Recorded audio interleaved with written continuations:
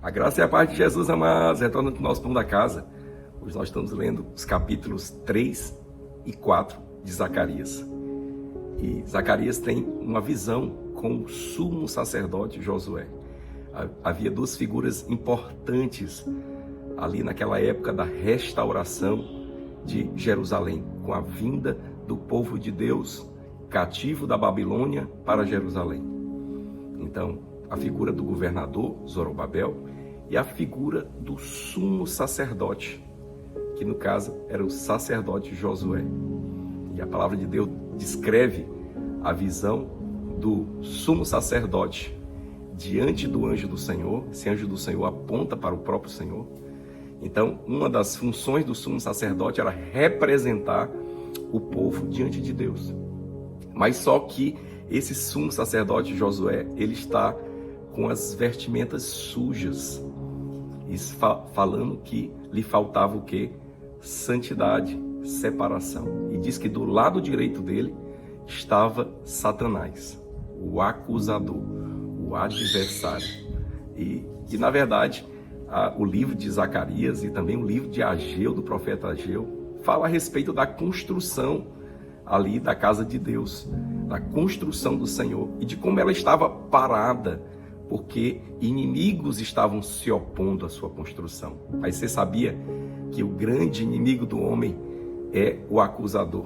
São as acusações que são levantadas contra nós para se opor a nós. E ali está o sumo sacerdote Josué e Satanás sendo seu acusador, dizendo assim: olha, ele errou nisso, ele errou naquilo.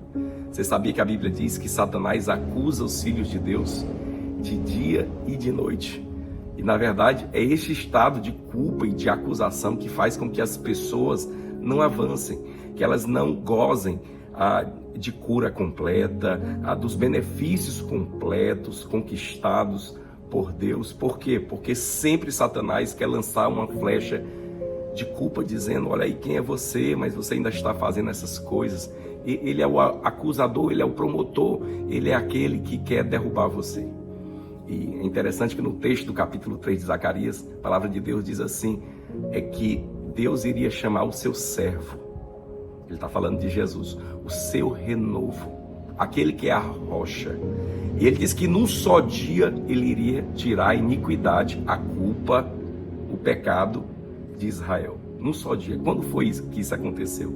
Lá na cruz, onde Jesus foi punido no nosso lugar, para que sobre nós não restasse mais a culpa.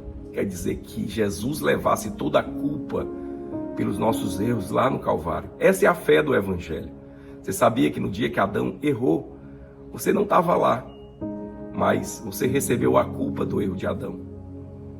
Mas também lá no Calvário, Jesus levou toda a nossa culpa para que nós fôssemos perdoados. Você também não estava lá, mas pela fé você pode receber aquilo.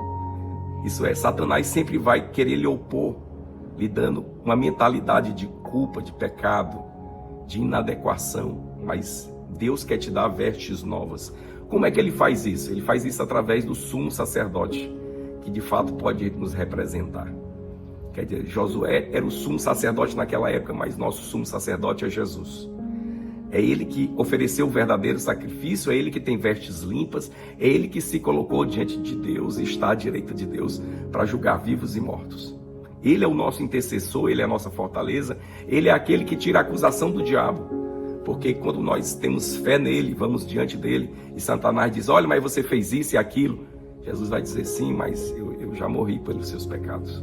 Quer dizer, nos dá uma consciência de perdão, uma consciência de liberdade. E por isso que nós podemos avançar. E é isso que está escrito no capítulo 4, a respeito de Zorobabel, governador. Olha, não é na tua força, mas é não por força, nem por violência, mas pelo Espírito do Senhor. É assim que nós avançamos na obra. Era isso que Deus estava falando para Josué, ali o sumo sacerdote e Zorobabel. Não é por força, por violência ou pela sua qualificação, mas é pelo Espírito do Senhor, é pela obra de Deus. A obra de Deus nos perdoou e nos deu o Espírito Santo para avançar.